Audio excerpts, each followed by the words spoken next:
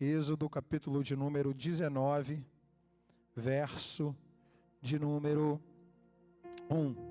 Nós hoje estaremos startando, isto é, iniciando uma nova série de mensagens que eu estou chamando de Sacerdócio Real. E o subtítulo dessa mensagem hoje é Assumindo Responsabilidade em Tempo de Insegurança. Capítulo 19, verso de número 1 diz assim: No dia em que se completaram 3 meses que os israelitas haviam saído do Egito, chegaram ao deserto do Sinai. Quanto tempo, gente? 3 meses. Depois de saírem de Refidim, entraram no deserto de Sinai. E Israel acampou ali diante do monte. Aonde eles estavam, gente? Diante do monte. Logo, Moisés subiu ao monte para encontrar-se com Deus. E o Senhor o chamou do monte, dizendo: Diga o seguinte aos descendentes de Jacó e declare aos israelitas: Vocês viram o que eu fiz ao Egito e como os transportei sobre asas de águia e os trouxe para junto de mim. Agora, se me obedecerem fielmente e guardarem a minha aliança, vocês serão meu tesouro pessoal dentre todas as nações.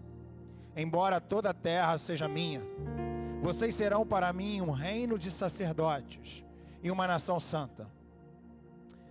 Essas são as palavras que você dirá aos israelitas.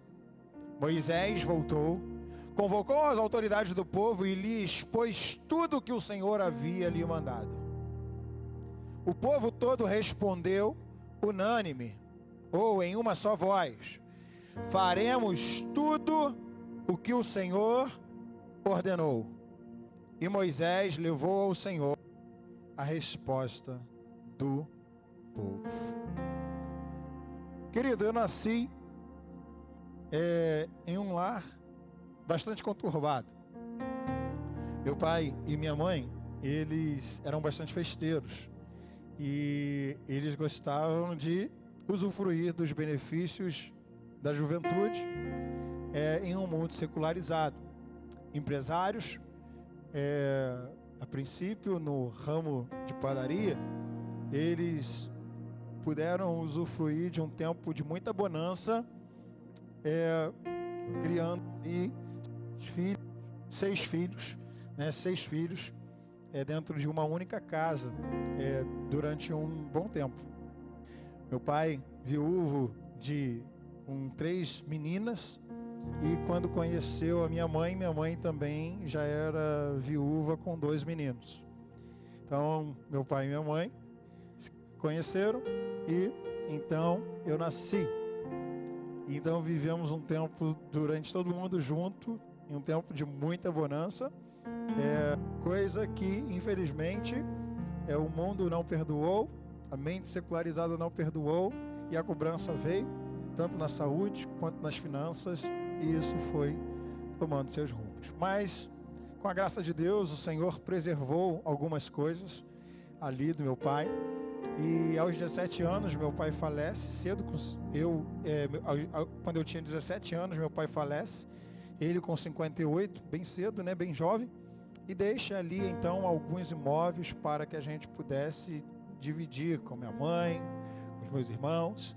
E ali então, eu que não sabia nada de como as coisas funcionavam, era só um adolescente, começamos a conferir o estado documental dos imóveis e descobrimos que nenhum dos imóveis que o papai deixou tinha uma escritura com o nome dele. Eu falei: meu pai do céu, como é que é isso? E aí a gente começou a achar recibos, começou a achar nota promissória, com o nome dele, pago e tudo mais, mas nenhum dos imóveis, nenhum tinha uma escritura com o nome dele. Fizemos o inventário e aí a gente começou a perceber, entramos em um processo de muita luta para conseguir normalizar, documentar tudo e então poder fazer a partilha propriamente dita. Como meu pai, ele veio de humilde, do interior do Espírito Santo, ele também teve pouco recurso intelectual. Então ele, como padeiro, bem cedo, ele saía para vender pão na bicicleta, e depois da bicicleta ele conseguiu aí juntar uma grana, ficou de sócio numa padaria, veio a primeira padaria, veio a segunda padaria e depois veio a ladeira, que desceu abaixo, né? Então ele nunca se preocupou com isso, mas percebe-se que havia responsabilidades que eram assumidas no tempo dele com um aperto de mão e estava resolvido. Eu nunca passei o dissabor lá em casa de chegar alguém à porta cobrando uma prestação de uma casa que meu pai comprou, deixou de pagar, um imóvel que meu pai comprou, deixou de pagar, mesmo estando em todos esses estados aqui que eu acabei de falar para vocês no sentido documental. Então o que me parece é que a responsabilidade que a pessoa assumia, pelo menos nessa época, e não sei se uma experiência única ali, no caso de papai, era uma responsabilidade que ele conseguia honrar, que ele conseguia concretizar ali diante das pessoas que estavam arroladas ali naqueles contratos informais. Quando olhamos para esse texto aqui, isso que me fez lembrar dessa pegada, nós temos aqui claramente Israel assumindo uma responsabilidade diante de Deus. A gente vê o verso 8, por exemplo. Quando você olha para o verso 8, olha o que diz: o povo todo respondeu em uma só voz: faremos tudo o que o Senhor ordenou. E Moisés levou o Senhor a resposta do povo. Então o povo está assumindo uma responsabilidade verbal diante de Deus. No passado, muitos dos contratos eram feitos com um aperto de mão e um compromisso verbal. E as coisas se concretizavam, e as coisas se realizavam. Embora o povo já tenha dado provas concretas da sua imaturidade, estou falando do povo de Israel, Deus insiste com a nação para que ela assuma o seu papel no drama que vai fazer de Deus conhecido em todas as nações. A vontade de Deus sempre foi que todos os povos o adorassem. Não é em vão que os salmos chamam as nações à adoração. Eles são recheados na palavra de Deus. Ó povos, te louvem, todos os povos venham e adorem a ti. Não é em vão que o Senhor nos comissionou para ir por todas as nações pregando o Evangelho. Não é por acidente que a igreja sofreu uma intensa perseguição que faz com que o mundo conheça as testemunhas de Jesus Cristo por onde quer que eles fugissem. E por último, não é em vão que no livro de Apocalipse esteja escrito que diante do trono de Deus haverá gente de todos os povos, de todas as tribos, de todas as línguas e de todas as nações. Deus está propondo que Israel seja uma espécie de vitrine para as nações. Mas para que essa realidade se concretize, meus irmãos, era necessário que Israel assumisse a sua responsabilidade. Diga comigo, responsabilidade. É o subtema dessa noite. Responsabilidade, assumindo responsabilidade em um tempo de insegurança. Deus sempre quis fazer do seu povo um reino de sacerdotes. A vontade de Deus fica clara desde o início que Ele deseja que espelhemos Ele no mundo. Espelhemos Deus no mundo faz de nós automaticamente responsáveis. Responsáveis com o nosso testemunho, responsáveis com a alegria de poder servir ao Senhor, responsáveis com as pessoas que estão à nossa volta, com o nosso próximo. Mas por que Israel decide ser representado e não ser uma nação representante de Deus no mundo? Porque Israel, mesmo depois de ter empenhado a palavra diante de Deus e Moisés, gente, decide ter um relacionamento com Deus mediado por um sacerdote. O porquê isso acontece? Capítulo 20 de Êxodo, verso de número 18.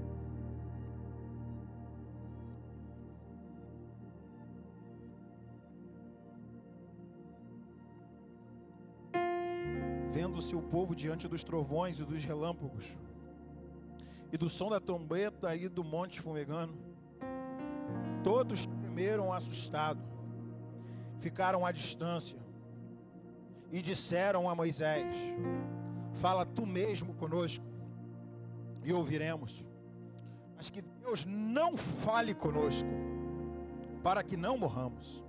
Moisés disse ao povo: Não tenham medo.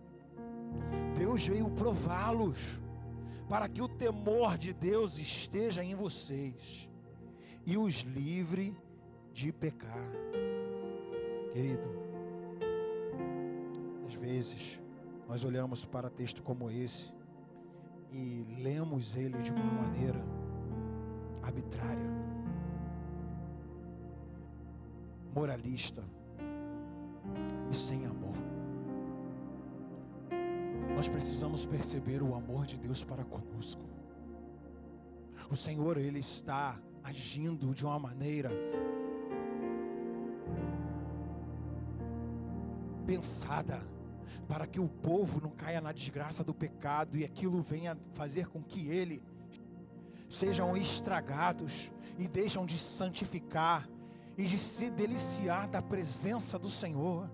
Ele está agindo de uma maneira, sabe, premeditada, para que o povo então venha ter temor e não venha desejar o mal, não venha desejar o pecado, mas venha desejar a graça da presença de Deus, aquilo que vai encher o coração dele de fogo do Senhor, para amar o Senhor, para ter o Senhor, para ter a paz que excede todo o entendimento. A ideia de Deus não é que eles sintam medo, mas que eles sejam livres das amarras do pecado e possam obedecê-lo pelo amor, e não com medo, e não pela recompensa, mas pelo amor que nós devemos a Ele, porque Ele nos amou primeiro. O Senhor, Ele não deseja que nós o obedeçamos com medo de ir para o inferno. O Senhor não deseja que nós o obedeçamos por causa de uma bênção financeira que Ele pode nos conceder. O Senhor deseja que nós o amemos porque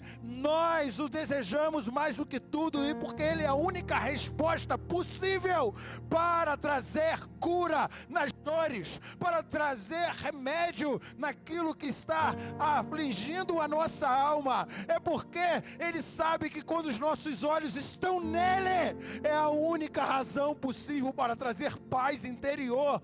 Sabe, querido, quando tudo parece estar confuso, quando tudo parece estar desorientado na nossa mente, o Senhor, Ele tem nos chamado para esse lugar de descanso nele, esse lugar da presença. O Senhor, Ele está falando para Israel: eu estou trazendo isso para que vocês não escolham os seus próprios caminhos, mas possam obedecer a minha vontade, e a partir disso, vocês viverem completamente imersos na minha presença, e ver que só na minha presença faz sentido a vida de vocês.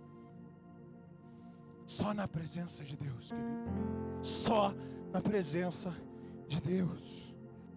Israel, querido, já havia vivido muita coisa maravilhosa diante de Deus. Israel já tinha passado por aquela experiência das pragas do Egito, aonde ele viu o panteão egípcio sendo ali destronado diante de Deus, gente. Eles já tinham ficado boquiabertos com a 10ª praga, com a morte passando, o povo de Israel sendo livrado.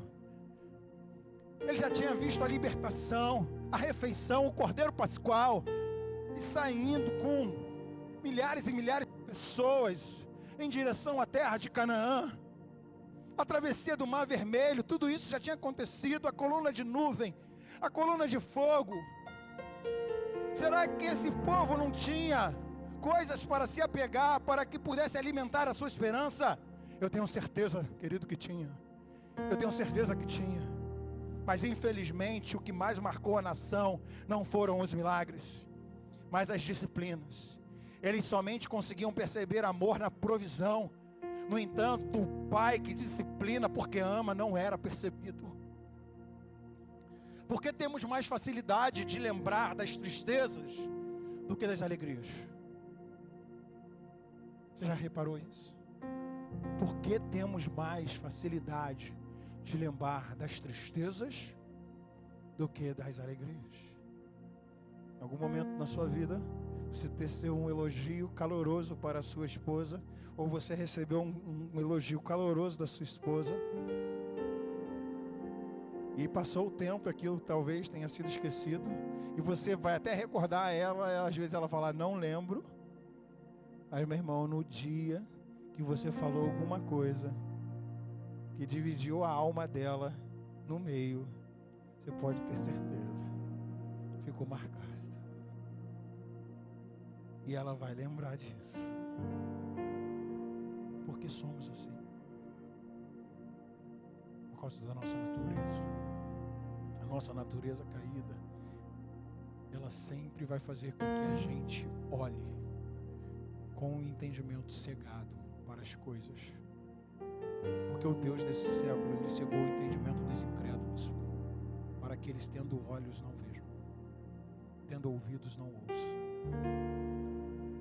É onde nós precisamos entender que uma vez que nascemos de novo, nós passamos por um transplante de mente.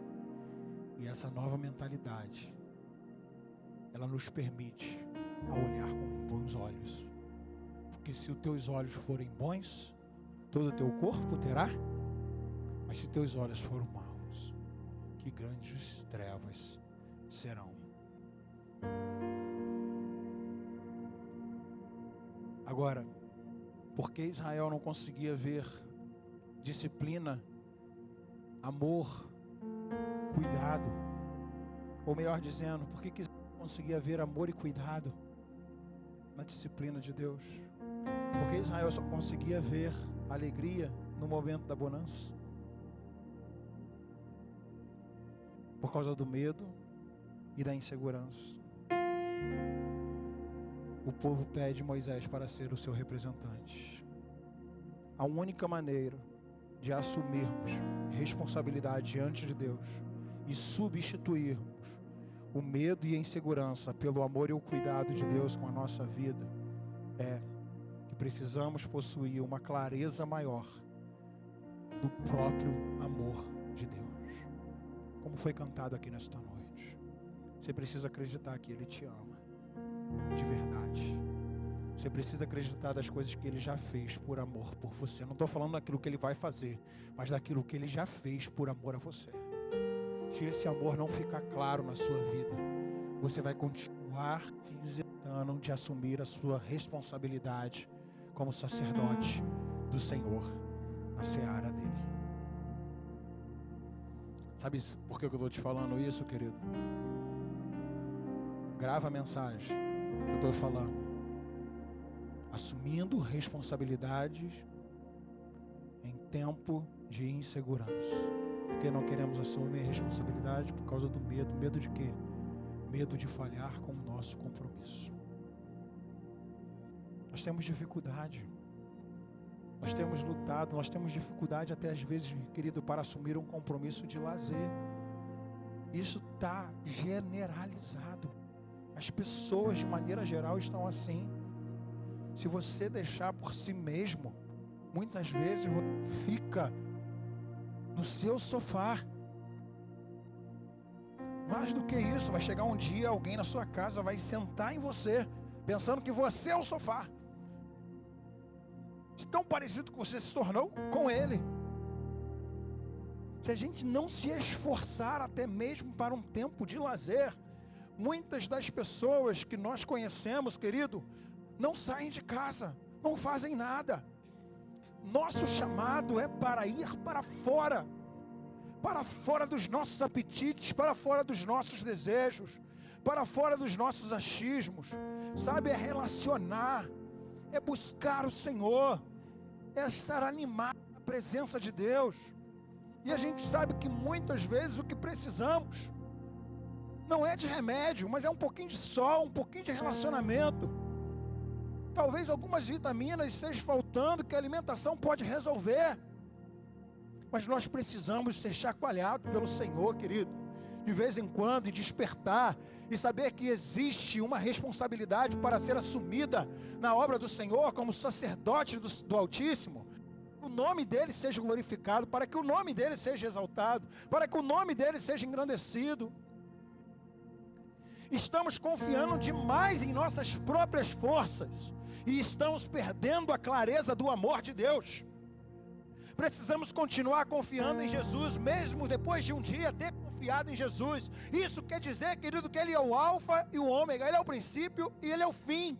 Ele que começou a boa obra e é Ele que vai dar acabamento. Eu quero te dizer que você não faz manutenção de salvação. Deus, Ele te salva, Ele te sustenta na santificação e Ele vai acabar o processo salvífico. Sabe por quê? Ele te salvou da condenação do pecado, Ele está te salvando do poder do pecado, e um dia todos nós seremos salvos da presença do pecado eternamente. Essa é a realidade do cristão. O que precisamos é nos apropriarmos dessa realidade e, como filhos amados de Deus, andar conforme a nossa identidade. Você não foi chamado para viver, você não foi chamado para viver desanimado. O desânimo pode chegar assim, sabe, a frieza espiritual pode chegar, mas eu quero te dizer, querido, que existe uma graça de Deus sobre a igreja do Senhor. Existe um povo chamado à adoração, existe um povo chamado à oração, e todas as vezes que a igreja ora, todas as vezes que a igreja busca, todas as vezes que a igreja se emerge, se humilha espiritualmente, o Senhor vem com a sua mão dando graça, e as respostas começam a aparecer, amém? Começa a aparecer, querido, começa a aparecer. É dali que saem às vezes decisões que você precisa tomar na segunda-feira, mas você não sabe o que vai fazer. Você fica às vezes encarcerado, pensando um monte de coisa, pensando como vai resolver. Aí de repente você vai lá, sabe, busca o Senhor como um sacerdote do Senhor. Coloca ali diante dele lenha de manhã, lenha à noite, mantenha o fogo do seu coração aceso. Começa a orar, uma lágrima corre a sua face. Você começa a escrever, você começa, sabe, meditar. E as respostas vêm com tão claro na sua mente. Fala assim, como é que eu não consegui ver isso antes, Senhor? Ele fala para você no seu coração, eu só estava te esperando. Estava nítido diante dos seus olhos. O que você precisava era de um tempo de meditação, era um tempo de reflexão, é um tempo de introspecção. Querido, a gente não pode abandonar esse lugar de solitude em Deus. Sabe, a gente não pode abandonar essa viagem para dentro. Sabe por quê, querido? Porque ali nós precisamos ter ali que se encontram as respostas necessárias. Sabe, ali que nos aumenta a nossa confiança. Lembra que o Senhor vai falar, né? Procure chegar-se com confiança diante do trono da graça. O que Ele está nos dizendo? Que a gente não deve entrar, nós não devemos buscar a presença de Deus como alguém que vai, será que vai acontecer alguma coisa hoje? Não, meu irmão, ao sair para vir para um culto dominical como esse, aonde as pessoas estão reunidas com o mesmo propósito, você tem que vir com uma expectativa que algo maravilhoso vai acontecer, porque aonde tem 2 ou 3 reunidos no nome dEle, o Senhor disse que Ele se faria presente, ou seja, a igreja está estabelecida para dizer, em teu nome nós lhe pedimos, segundo a sua vontade, que isso aconteça. Querido, eu estou querendo te dizer que existe um poder disponível do céu, que só está disponível quando 2 ou 3 está reunido no nome dEle. E eu quero te dizer que somos mais aqui nessa noite. Sabe, querido, esse processo da palavra, precisamos entender que ele é muito maior do que aquilo que nós pedimos ou pensamos.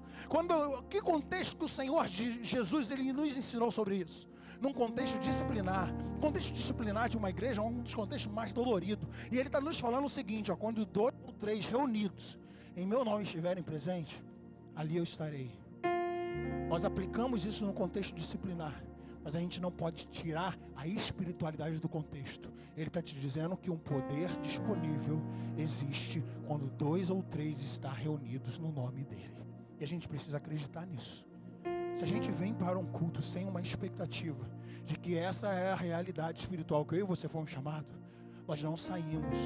Nós saímos daqui da mesma forma que entramos. Mas se a gente vem para um culto sabendo que se o louvor está adorando ao Senhor, eu quero estar junto com o louvor. Se o pastor está pregando, eu quero estar com ouvidos atentos. Eu duvido que você saia daqui vazio. Sabe por quê? Porque existe uma graça de Deus. Existe uma graça de Deus. Existe uma graça de Deus. Querido, eu gostaria de ver alguns de vocês aqui em estádio de futebol, torcendo para o seu time, se você é um torcedor, ou você acompanhando um esporte que você gosta. Querido, eu quero te dizer que nós não estamos no estádio. Nós não estamos no Independência, nós não estamos na Arena MRV, mas estamos diante do trono da graça de Deus, meu irmão. Nós estamos diante daquele que vive, daquele que reina para sempre. Nós já estamos diante de um povo redimido, que está sendo salvo para morar no céu junto. Eu quero te dizer, meu irmão, que a igreja deve ser um ambiente de alegria, um ambiente de devoção, um ambiente de entrega total ao Senhor. Ele tem nos chamado a uma verdadeira adoração, a uma adoração que não vai medir esforços, mas que a despeito do seu cansaço físico, você vai sair daqui renovado para uma segunda-feira de trabalho, cheio da graça e da presença do Senhor. O Senhor tem nos chamado para essa realidade. O Senhor tem nos chamado para essa realidade. Eu vou falar algo para vocês, querido, que eu tenho ensinado para alguns irmãos, líderes de ministério que têm caminhado mais próximo comigo. Querido, não dá para viver sem a presença de Deus em nossas vidas. Não dá para viver somente com letra, somente com conhecimento. Nós precisamos ter experiências com o Senhor. Nós precisamos ter o coração aquecido pela presença do Senhor. Nós precisamos nos apaixonar por Deus todos os dias. Sabe, nós precisamos ter revestimento de poder. É a palavra técnica para que a gente possa aplicar na nossa igreja. Nós precisamos de revestimento de poder para pregar o Evangelho. Sabe, porque muitas vezes a gente não consegue, mesmo diante das oportunidades, nós ficamos com lábios cerrados. Parece que a palavra não sai, porque não falta poder de Deus para termos testemunhas. Jesus, ele disse para o seu povo que ele não sairia. Vocês vão ficar em Jerusalém. Por quê? Até que do alto vocês sejam revestidos de poder. E aí então vocês serão minhas testemunhas. Tanto Judéia, Samaria, Jerusalém, até os confins da terra. Eu estou querendo dizer que isso não é uma condição, consequência. Isso aqui é uma conclusão. Isso é uma conclusão. A evidência que você é cheio do Espírito Santo de Deus é que você não tem para onde ir. Você passa a ser uma testemunha. Não é uma condição, eu vou ser revestido de poder. Aí quando eu for revestido de poder, eu vou ser testemunha. Não é isso. Não é isso. Não é isso. Ele está nos dizendo o seguinte: que quando o revestimento de poder vem, você não consegue ser outra coisa a não ser uma testemunha de Jesus. Pegou isso aqui? Você não consegue. Não tem como você ser revestido de poder e falar assim, estou cheio do poder, eu não vou pregar o Evangelho. Não tem como. Não tem como. Porque quando ele vem, você se torna uma testemunha. É por isso que Jesus deixou na condicional. Vai ficar. Nas palavras do capitão Nascimento, não vai subir ninguém. Vocês vão ficar aqui, até que do alto vocês sejam revestidos de poder. É consequência, não é condição, é consequência. Uma coisa leva a outra. E é por isso que essa função, essa responsabilidade sacerdotal precisa estar diante de nós. Se a gente tiver cada vez mais dentro do nosso coração a dimensão da grandeza desse amor, mais liberto nós somos. Sabe por quê? Porque o verdadeiro amor, ele lança fora todo o medo. O medo e a insegurança de assumirmos responsabilidades vai embora. Por quê? Porque você, às vezes, muitas vezes temos medo de assumir responsabilidade porque nós confiamos demais nas nossas habilidades. Nós confiamos demais em nossos esforços. Mas quando a gente lembra que é tudo sobre Ele, nada sobre nós, é que a obra de Deus não é uma obra sem Deus. Pega isso aqui.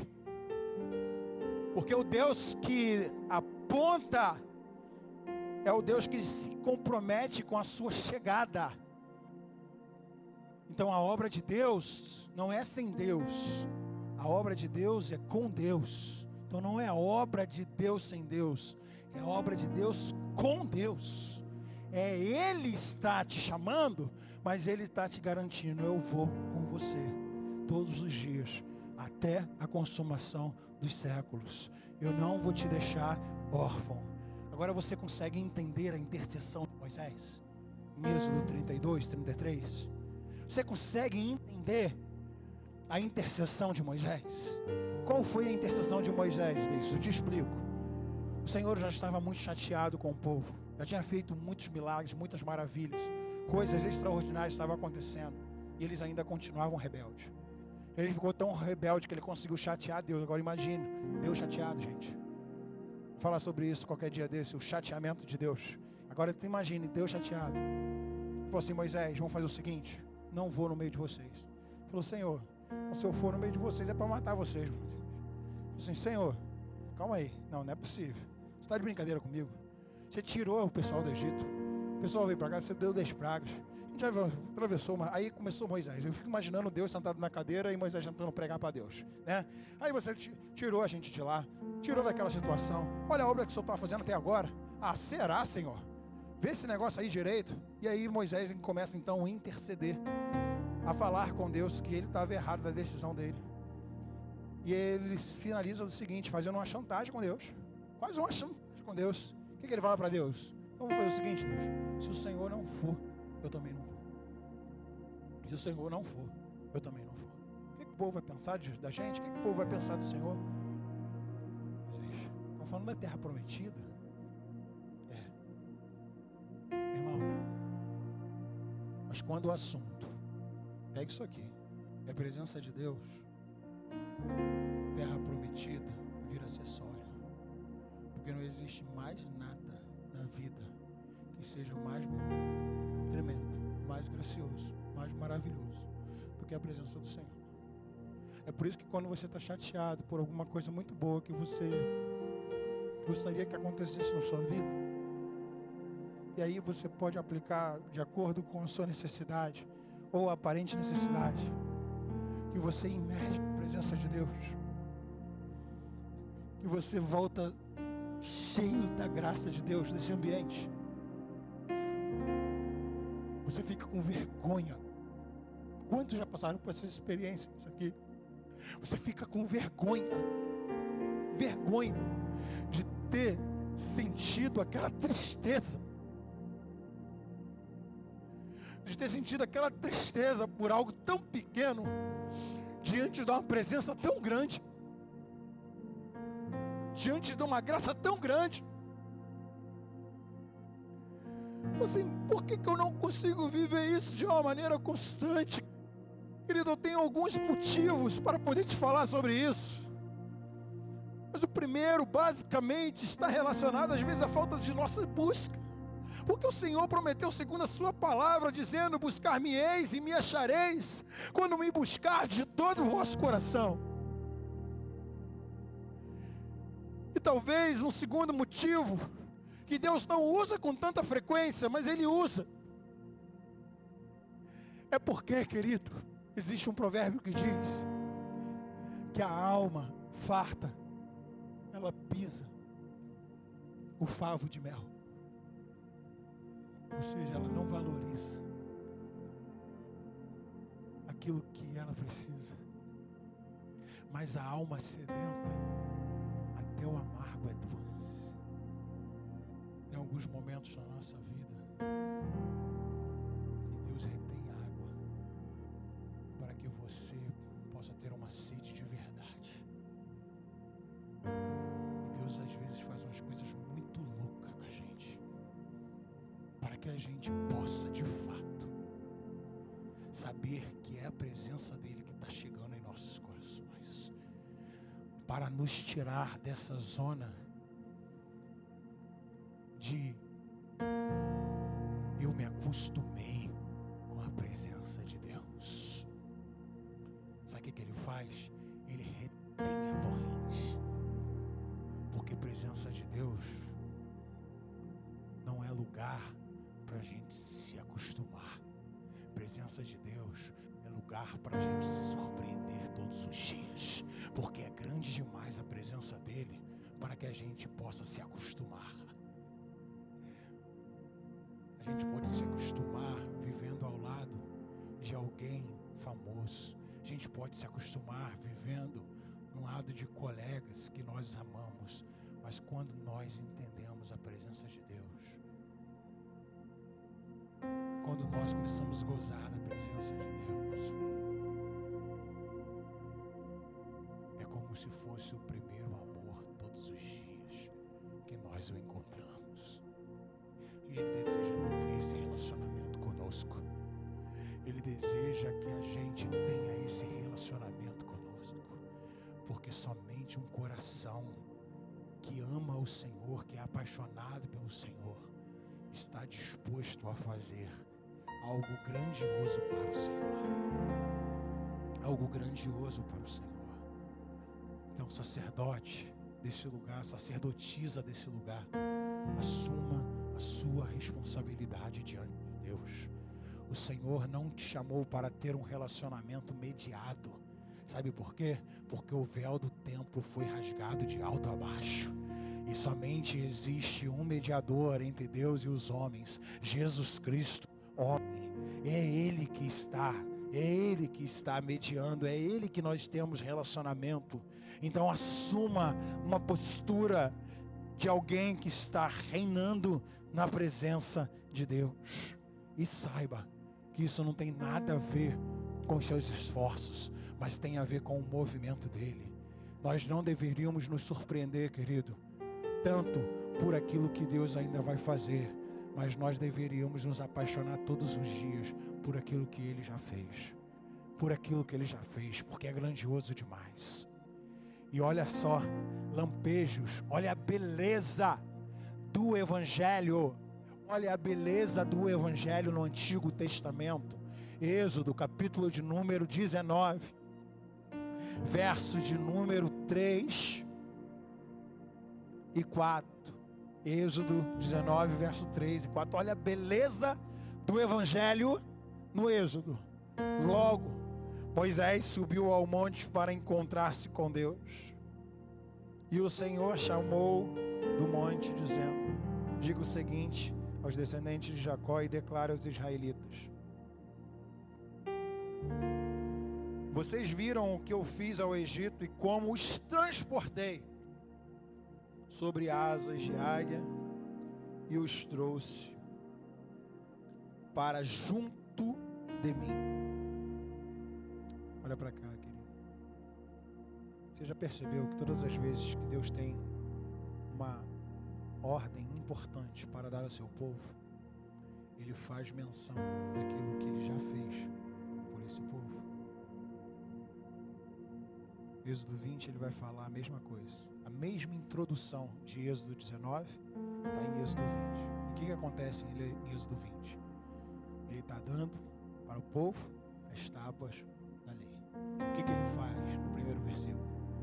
Justamente lembrar ao povo, refrescar a memória do povo, que a condição espiritual deles aconteceu não por mérito, mas pela sua graça e pelo seu favor. Olha o que Deus está fazendo com o povo. Vocês viram o que fiz ao Egito e como transportei, ou seja, vocês viram o que eu fiz por vocês, independente daquilo que vocês fizeram por mim. Esse é o movimento do Evangelho. Não é você obedece para ter o Senhor. Não. O Senhor o ama. E como resposta desse amor, você o obedece. Os imperativos só começam a acontecer depois dos indicativos redentores. Os imperativos práticos só começam a ser declarados depois dos fatos que já aconteceu da nossa condição espiritual, para que pudéssemos então obedecê-lo. Por isso que o Evangelho que está no livro de Romanos, estou falando do Evangelho de Romanos, o Evangelho que está nesse livro de Romanos diz que o nosso amor é derramado pelo Espírito em nossos corações. O amor de Deus foi derramado pelo Espírito em nossos corações. Então o primeiro movimento não é de nós para Deus, mas é de Deus para nós. Isso está muito claro. Isso está muito claro.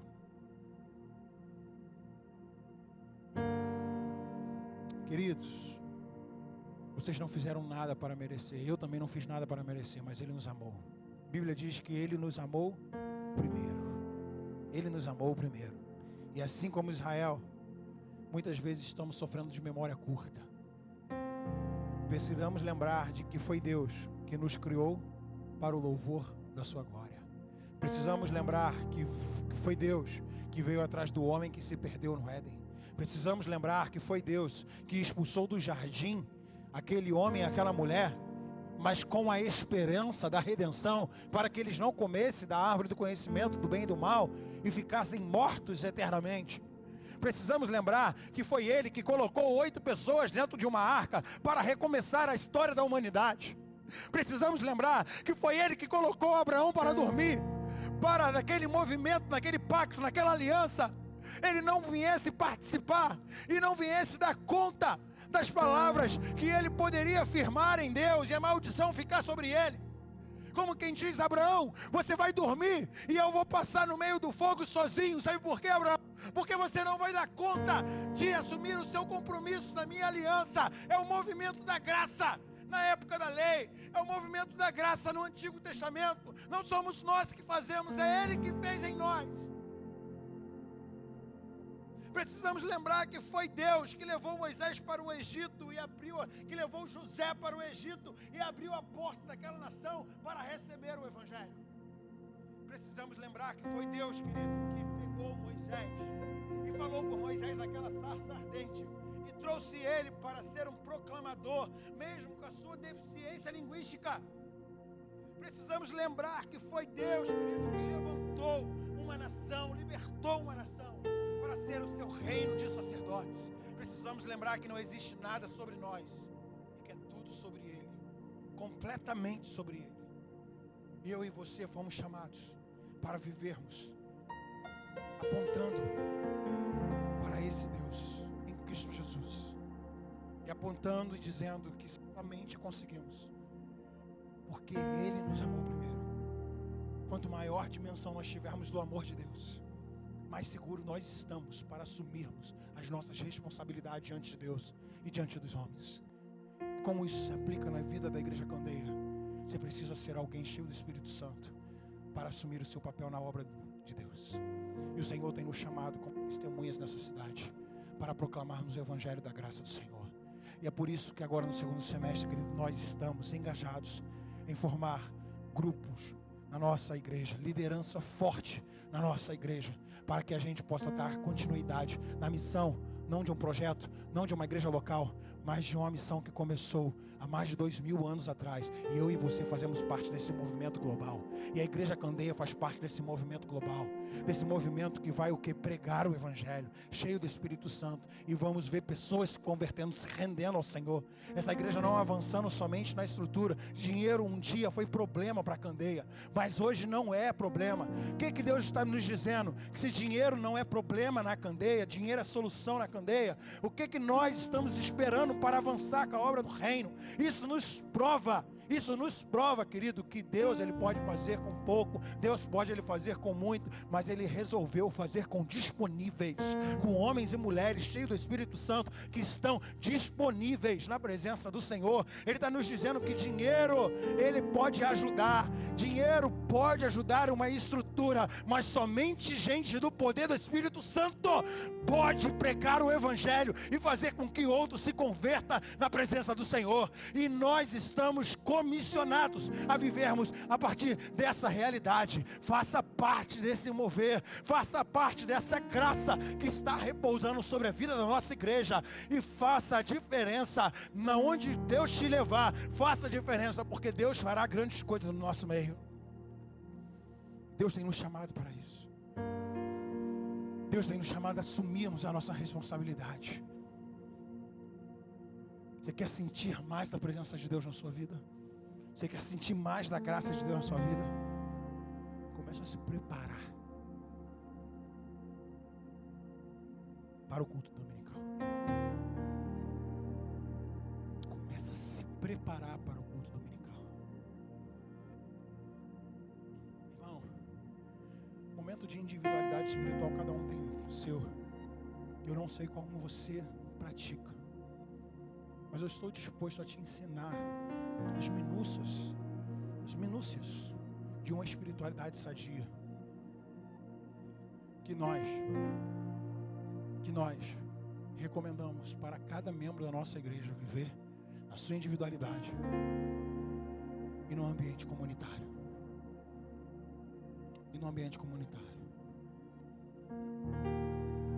Não existe nada mais poderoso, querido, do que uma igreja reunida na terra. Amém? Querido, muitos chefes de estado podem se reunir, muitas lideranças do G20, do G10, do G30, do G50 podem se reunir, mas quando a igreja de Deus está reunida no nome de Jesus, Ele está dizendo que é o único poder que tem capacidade para destruir portas do inferno. Você entende que você faz parte de um movimento poderoso? Você faz parte de um movimento poderoso. E não sou eu que estou falando, não sou eu que estou instigando isso em você. Estou falando que é a Bíblia que está me dizendo que as portas do inferno não podem prevalecer contra a igreja do Senhor. Então é inadmissível entrarmos em um culto sem uma expectativa de que podemos sair daqui mais felizes do que entramos, mais cheios do Espírito Santo que entramos, mais alegres que entramos, querendo contar para todo mundo esse amor que tem brotado em nossos corações para Jesus. Amém, igreja?